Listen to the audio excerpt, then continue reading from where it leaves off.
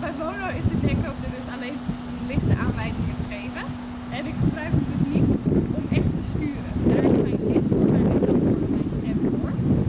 Maar hij is alleen om echt net dat laatste beetje hulp te geven.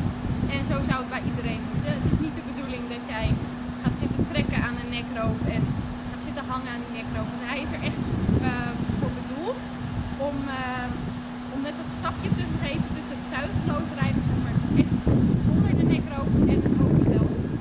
En ja, ik bedoel, als jij de nekroop gigantisch veel nodig hebt tijdens het rijden, dan wil je echt sturen en hangen, dan kun je ook nooit zonder nekroop rijden. Dus het is de bedoeling dat je hem zo min mogelijk nodig hebt. En wat ik dan graag doe, is voordat ik begin met rijden, om te controleren of het dus echt luistert. Dus ik ga vanuit stilstand en vanuit stap veel voltes, veel wendingen maken, veel overgangen maken voordat ik ga draven of ga galopperen. En ik oefen graag ook bewegingen vanuit stilstand, want mocht ik ooit een keer ergens tussenkomen waarbij mijn paard achteruit doet, ik kan niet aan mijn teugels trekken om hem achteruit te laten komen. Dus ik vraag hem gewoon terug, terug, terug. Dat is braaf. Dat is braaf. Hij moet in allerlei situaties, is het gewoon makkelijk als je paard dit kan. Ook als je met hoofdstal rijdt. En ja, wat ik met Bono ook veel doe, is dus beweging in stilstand.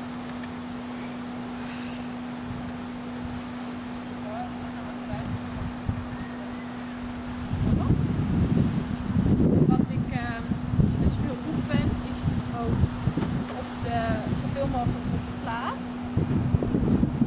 Bij de voltes maken. Zorgen dat hij goed reageert. Voordat ik ook echt ga rijden in een groter veld zoals het weiland.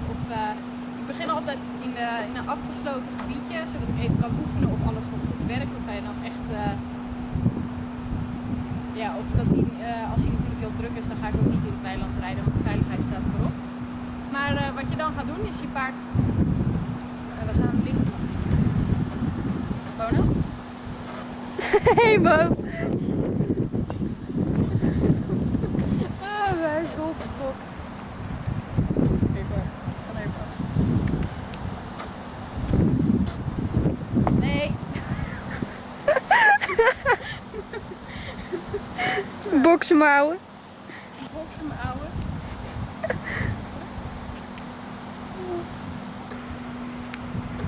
Dus wat je wil, doe ik dus overgangen rijden.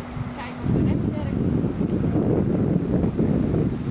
En je mag best in het begin ook werken met snoepjes of lekkers of kriebels, wat je paard lekker vindt. Want zo gaat het natuurlijk meer rustig mee.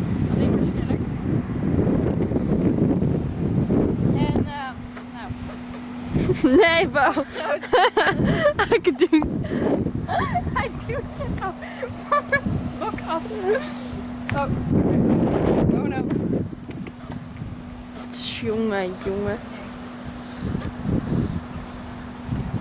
Dus als dit eenmaal je stap gewoon goed gaat, je kan lekker je voltes rijden, je kan lekker je halsovergangen gaan goed, je kan afwenden waar je wilt. Nou, dan ga je de draf proberen. En we gaan niet naar zit niet toe. En zoals je ziet, als ik niks doe, laat ik de nekroop op de nekroop zitten. Totaal geen spanning of druk op de nekroop. Ik ga pas wat met de nekroop doen. Ik ga hem pas bewegen als ik wil dat er iets verandert in wat wij doen. Als jij tijdens het rijden constant je nekroop zo houdt, constant, en je wil een keer stoppen of remmen, dan kan je niet veel meer druk geven dan dit. Dus wat ik altijd doe is, je merkt ook dat hij het niet prettig vindt, want ik moet net de nekroop in spanning en hij denkt ook, wat ben je aan het doen? En zodra je de nekroop spant hij ook.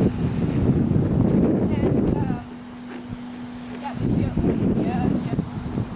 wendingen, waar die gewoon naar worden luisteren. En als het niet helemaal lekker gaat, dan leg je de nekroop echt iets meer aan.